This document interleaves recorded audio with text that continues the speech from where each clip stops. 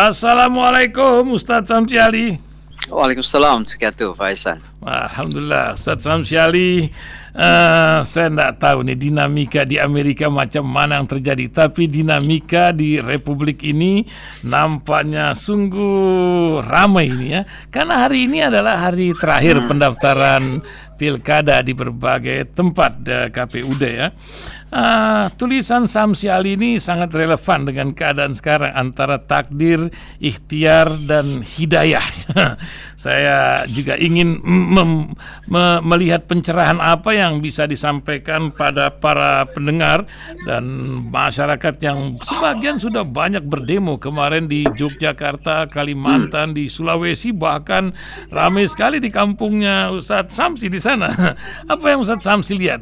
Mungkin keadaan di Amerika dulu, karena banyak pendengar ini ingin tahu apa yang terjadi, gejolak apa yang terjadi sekarang di sana, mendekati pemilihan juga di sana. Silakan Ustadz Samsi Ali. Iya, jadi saya kira konstelasi politik di Amerika ini agak berubah setelah Biden mundur dari pencalonan untuk periode kedua. Ada beberapa sebab ketika itu sehingga Donald Trump cukup naik di dalam polling ya, dalam survei-survei. Pertama karena memang Biden itu sudah sangat uzur, tidak saja tua secara umur, tapi juga memang nampaknya kesehatannya tidak terlalu fit ya, prima ya, sehingga orang meragukan bisa menjadi presiden lagi. Tapi yang kedua adalah memang ada beberapa kebijakan-kebijakan yang kemudian dianggap tidak membawa Amerika kemana-mana gitu. Tapi saya kira yang paling berat pula adalah kebijakan Biden di Timur Tengah, khususnya Palestina Israel sejak pembantaian Palestina pasca serangan Hamas 7 Oktober itu. Sehingga anak-anak muda yang sudah mulai terbuka, kemudian memiliki pandangan politik Timur Tengah yang berbeda, itu meninggalkan Biden. Jadi beberapa pendukung yang dulu sangat kuat mendukung Biden itu jelas-jelas meninggalkan Biden. Tapi setelah Biden kemudian menyatakan diri tidak maju dan mengajukan wakilnya untuk maju, nampaknya ada perubahan. Jadi saat ini kalau kita melihat polling atau survei, Kamala Harris cukup naik ya, bahkan lebih tinggi dari Donald Trump. Di mana dulu Donald Trump itu sangat tinggi, 4% lebih tinggi dari Biden. Sekarang ini Harris minimal 2% lebih tinggi dari Donald Trump. Jadi ada perkiraan bahwa kemungkinan Amerika bisa saja mencatat sejarah lagi. Sejarah dalam arti pertama kali akan memilih presiden wanita. Yang kedua akan memilih presiden yang boleh dikata masih imigran langsung, karena ibu dan bapaknya pendatang. Bapaknya dari Jamaika, ibunya dari India. Tapi masih banyak juga yang mengatakan bahwa seorang perempuan masih berat untuk menjadi presiden di Amerika. Tentunya ini karena mengambil contoh Hillary Clinton dulu. Bahwa Hillary Clinton yang sangat populer itu kok masih bisa dikalahkan sama Donald Trump. Tapi orang lupa bahwa dunianya sudah berubah. Dunia berubah itu pertama, Hillary Clinton sebenarnya secara vote ya, secara suara menang ketika itu. Hanya karena sistem demokrasi di Amerika ini kan sistem elektoral berbeda. Jadi perhitungannya distrik, bukan one man one vote. Nah, jadi boleh dikata Hillary sebenarnya waktu itu dipilih oleh banyakan orang Amerika. Yang kedua, saya kira sekarang ini dunia sudah berubah dengan pemilih anak muda yang semakin banyak aktif di dalam perpolitikan. Saya kira akan merubah konstelasi pemilih. Dulu orang-orang kampung, orang-orang tua, tentu mereka masih melihat ya seperti pandangan-pandangan konservatif Islam di dunia Timur Tengah lah, kira-kira begitu. Melihat wanita itu tidak bisa memimpin. Tapi saya kira sekarang sudah berubah itu. Jadi saya melihatnya bahwa Kamala Harris sebagai perempuan itu tidak akan menjadi halangan untuk bisa menang. Nah, ini di Amerika. Di Amerika, betul. Dan ya loyalis terhadap partai itu di sana tuh sangat tinggi kah, atau loncat-loncat pula gitu saat Samsi antara Demokrat, Republik dan berbagai yang lainnya gitu? Boleh dikata sangat tinggi juga, tapi partai sebenarnya tidak menentukan. Ya, jadi partai tidak menentukan. Misalnya dalam hal pencalonan, ya bukan ketua partai yang menentukan, tapi memang ada persaingan. Jadi ada konvensi terjadi di sini. Misalnya ketika pencalonan kemarin Demokrat, ya memang Biden punya hak untuk maju pada periode kedua karena memang 2 periode kan. Jadi tidak ada tantangan. Tapi Donald Trump ya harus melewati konvensi dulu. Jadi bukan ketua partai yang menentukan seperti di Indonesia. Kalau di Indonesia ini kan demokrasi, tapi sebenarnya demokrasi ditentukan oleh hanya 6 orang gitu. 9. Ya termasuk 9 mereka orang. Yang 9 lah. Ya, tapi kebanyakan partai-partai ini kan dikontrol oleh satu kekuasaan. Misalnya apa yang disebut dengan Kim Plus ini kan ya itu di bawah Jokowi Prabowo lah sekarang ini. Jadi beda dengan Amerika. Amerika ada loyalitas kepada partai, tapi pada saat yang sama partai itu memberikan ruang yang sama kepada semua warga negara yang memiliki kapasitas untuk itu. Dan oleh karenanya tidak ditentukan oleh individu-individu. Pencalonan pun sebenarnya ditentukan oleh rakyat atau anggota partai tersebut. Ya, jadi saya kira Amerika ini sudah semakin membaik dari segi demokrasi. Yang perlu dibenahi Amerika ke depan ini memang masih masalah kebijakan luar negeri saja. Kebijakan luar negeri yang tidak pernah berpihak kepada mereka yang terzalimi. Terus kata-kata terzalimi ini hanya tergantung kepada siapa ya. Kalau misalnya teman mereka, partner mereka, mereka anggap kezaliman. Tapi kalau misalnya bukan partner mereka, maka tidak dianggap kezaliman gitu. Nah, jadi ini yang mungkin harus dirubah. Tapi perubahan ini saya tidak terlalu banyak berharap kepada pergantian presiden.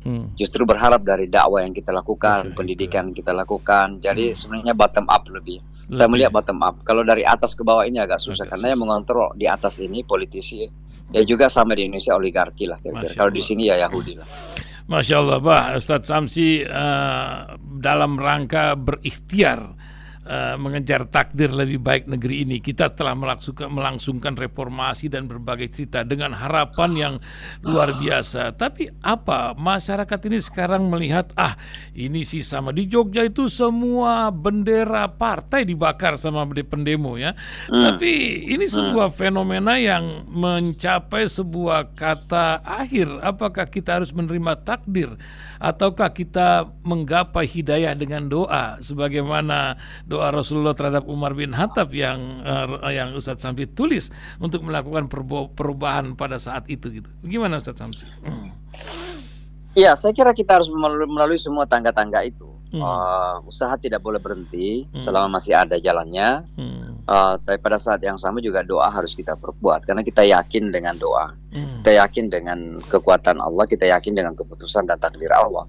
Tapi selama masih ada pintu ikhtiar memungkinkan, maka harus terus-menerus diikhtiarkan gitu. Dan saya kira apa yang misalnya contoh yang dilakukan oleh Anies Baswedan di Jakarta ini juga adalah bagian dari cara-cara Islam karena ikhtiar-ikhtiar dia lakukan secara maksimal.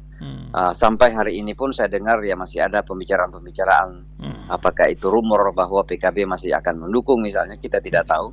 Tapi yang pasti adalah dalam survei terakhir, polling terakhir itu yang memilih Kang Emil itu hanya 12%, yang memilih Pramono dan siapa di Sidul itu hanya 7%, dan yang selebihnya hanya 6%. Jadi mayoritas rakyat Jakarta itu masih menghendaki Anies untuk maju sebenarnya. Nah, tapi di sinilah dilemanya ini karena semua ditentukan oleh bos-bos partai, yang dimana bos-bos partai ini punya kepentingan. Misalnya kepentingannya adalah akan mendapatkan kursi apa di pemerintahan, kemudian nanti pada tahun 2029 akan bagaimana. Ini sudah kepentingan yang dibicarakan, tidak melihat kepada potensi dan kemungkinan yang baik bagi Jakarta dan Indonesia gitu. Dan saya melihat bahwa Anies ini adalah satu sosok yang sangat disayangkan ya jika tidak dipakai untuk kemajuan Jakarta dan Indonesia. Indonesia kemarin sudah kita tahu bagaimana peristiwanya, tapi sekarang minimal di Jakarta ini juga akan kehilangan karena saya yakin warga Jakarta merasakan perubahan yang terjadi ketika beliau memimpin. Itulah sebabnya sampai sekarang ini pun survei-survei kan masih yang tertinggi Anies Baswedan, walaupun kenyataannya dia tidak punya dukungan partai. Jadi artinya apa? Saya kira kita berikhtiar terus